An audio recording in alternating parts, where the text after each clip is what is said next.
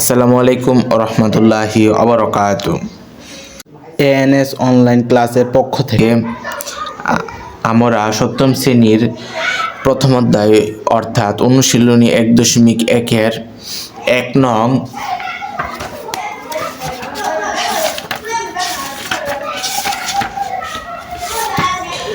মৌলিক গুণনীয়কের সাহায্যে বর্গমূল নির্ণয় করো এটি আগের ক্লাসে করিয়ে দিয়েছিলাম।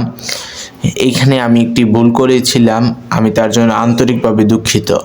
এইখানে আমি ভুলবশত 9কে মৌলিক সংখ্যা হিসাবে বলেছিলাম, এখানে 9 হচ্ছে যৌগিক সংখ্যা। তার জন্য আমি আবারও জানাচ্ছি দুঃখিত। আজ আমি 2 নং ভাগ এর সাহায্যে বর্গমূল নির্ণয় করো এটি করব।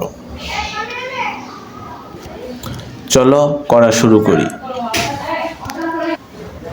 ঠিক আছে, তাহলে আমি 3 নম্বরটি করে দেখাচ্ছি, মানে ঘ।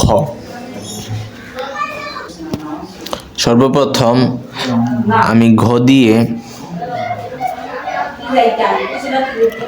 সংখ্যাটি তুলে নিলাম। তারপর হাতের ডান দিক থেকে 2 জোড়া জোড়া করে তুমি সংখ্যা নিয়ে নিবা।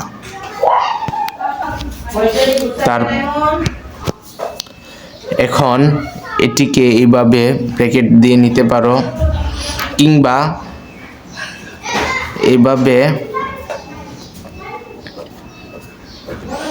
ও নিতে পারো। এখন এরকম একটি সংখ্যা নিবা যার কে অত দ্বারা গুণ করলে এই সংখ্যার চেয়ে ছোট হয়।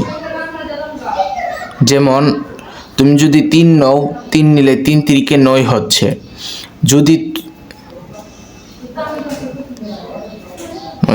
যদি 1 নাও, 1 গুণ 1 সমান 1 হচ্ছে।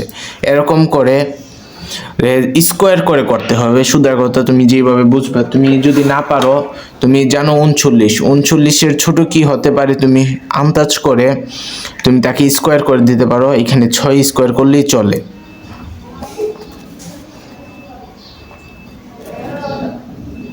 ছয় 30 বিয়োগ করলে আসছে 3। আবার এই জোড়াটাকে নিচে নামাবা। নামানোর পরে এদিক দিয়ে টান দিয়ে এই সংখ্যার দ্বিগুণ এখানে লিখবা। লেখার পরে এমন একটি সংখ্যা বেছে নিতে হবে যা এখানে লিখবা, এখানেও লিখবা, এবং কি এটাকে 3 যত লিখবা অত দ্বারা গুণ করে যদি এই সংখ্যার সমান বা এই সংখ্যার চেয়ে ছোট হয়, তো আমি এখানে এটাকে 3 লিখবো। এখানে 3 লিখলে সমান হয়ে গেছে। এখানে অঙ্ক শেষ, এটার উত্তর এটা।